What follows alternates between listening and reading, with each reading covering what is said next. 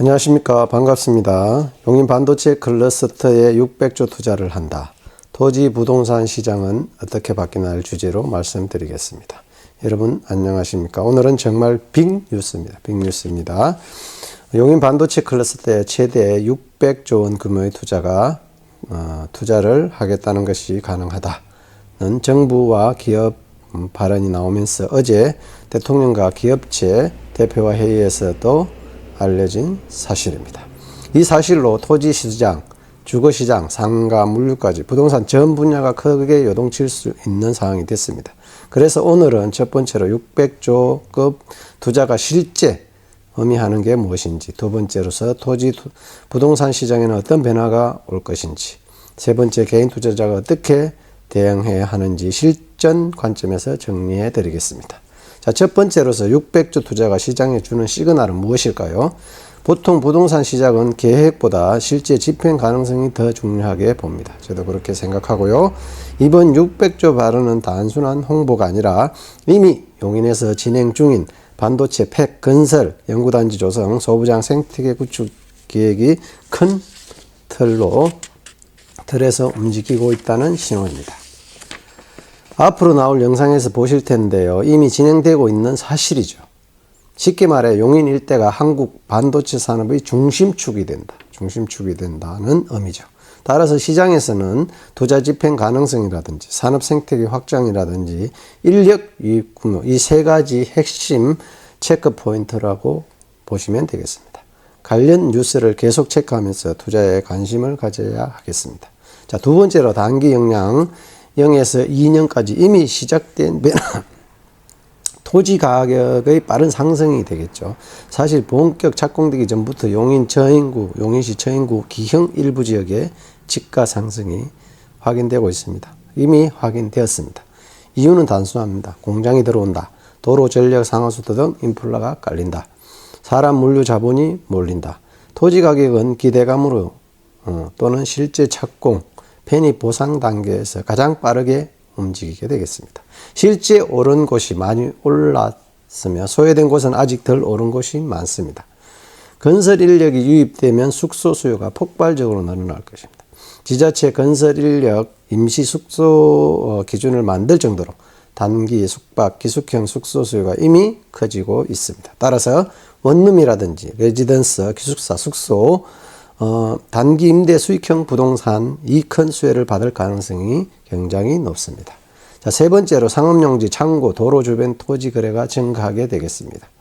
특히 주 도로로 IC라든지 물류 접근성이 좋은 농지이면은 이미 중개업계에 문의가 많은 상태라고 보시면 되겠습니다.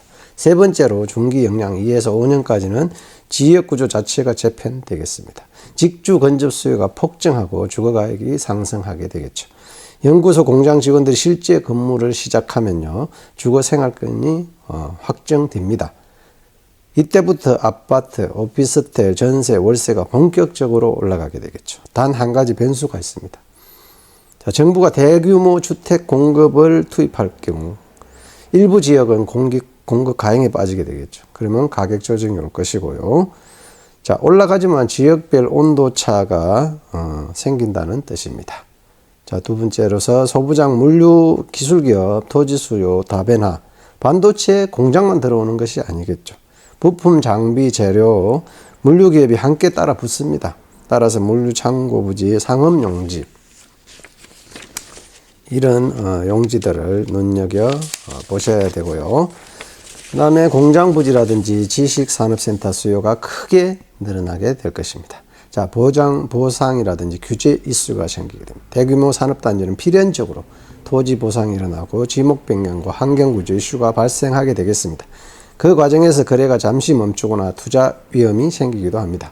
타이밍 관리가 꼭 필요하게 되겠습니다. 네 번째로서는요, 장기적 역량으로서 5년에서 10년까지 도시 자체가 바뀌게 되겠습니다. 반도체 밸리가 완성될 것이고 지역 가치가 영구적으로 상승되게 되겠죠. 성공적으로 조성될 경우에는요, 용인은 단순한 위성 도시가 아닙니다. 이제 대한민국 핵심 산업 도시로서 격상됩니다. 그렇게 되면 고급 주거지라든지 핵심 상권, 기술 기업의 집적지, 물류 허브로서 자연스럽게 만들어지게 되겠습니다. 이는 도시 전체가 지속적 자산 가치 상승을 의미하게 되겠습니다.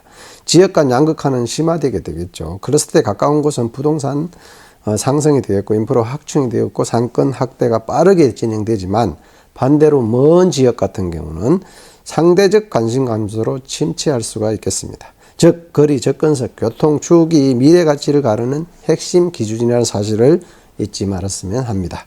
자, 다섯 번째, 투자자 유형별 실전 전략을 말씀드리겠습니다. 개인 투자자, 소액 신규 투자자는 토지 직매수 리스크가 정말 크죠. 정보력, 자금력이 필수인데 이런 사람들은 대신 오피스텔, 원룸, 레지던트 등 임대 수익형이 유리하게 될 것입니다. 장단기 수익을 나누어 접근하는 필요성이 있겠고요. 자, 토지 보유자, 기보유자 같은 경우는 보상 공고 뜨면 일시금 분할 세무 시뮬레이션이 필수로 이미 진행했던 분들이 상당히 있고요. 다섯 번째, 투자자 유형별 실전 전략은 개인 투자자는 소액, 신규 투자자는 토지 직매수 리스크가 크기 때문에 정보력, 자금력이 필수가 되겠습니다. 대신 오피스텔, 원룸, 레지던트 등 임대 수익형이 유리하게 되겠습니다. 장단기 수익을 나누어 접근해야 되고요. 토지 소유자, 기보유자는 보상 공고가 뜨면 일시금 또는 분할 세무 시뮬레이션이 필수적이라고 볼 수 있겠습니다. 보상 후 재투자 계획을 미리 준비해야 되겠고요. 공동개발 활용 가능성을 체크해 보시는 게 좋겠습니다. 자, 법인 대행 투자자 같은 경우는요. 기숙사 직원, 주택이라든지 물류시설, 상업시설, 인프라 사업에 참여 가능하게 되겠습니다. 반도체 장비 소부장 기업에 임대할 부지를 확보하는 것도 좋은 투자처라고 볼 수가 있겠습니다. 자, 마지막 여섯 번째로 지금 해야 될 일 다섯 가지 정리해 드리겠습니다. 관심 지역을 세 단계로 분류해 보시면 되고요. 0에서 5km까지는 직접 수혜지 계획이라고 보시면 되고, 자, 5에서 15km 정도까지는 교통축 중심으로 보시면 되고, 15에서 30km까지는 광역 수혜권이라고 보시면 되겠습니다. 단기 전략, 공사기관 임대 수혜를 노린 수익형 자산 숙소 시장을 집중 체크해 보시면 되겠고요. 중장기 전략으로서는 상업용지, 물류, 고급 주거지로 분산 투자하는 것도 고려해 보면 되겠고, 리스크 관리 차원에서는요, 분할 매수, 법률, 세무 체크를 하시고 규제 보상 일정을 파악하시는 게 필요하다고 봅니다. 정보 시스템화로서는 지자체 보상 자료나 보상 공문, 착공 일정이라든지 실시간 체크하고 그런 체계를 만들면 좋겠습니다. 자, 마지막으로 이제 용인 반도체 클러스터는 대한민국 산업 지형을 바꾸는 초대형 프로젝트입니다. 600조라는 숫자에 놀라기보다는 그 자본이 어디로 흘러가고 어떤 부동산에 영향을 주는지 정확히 읽는 것이 필요합니다.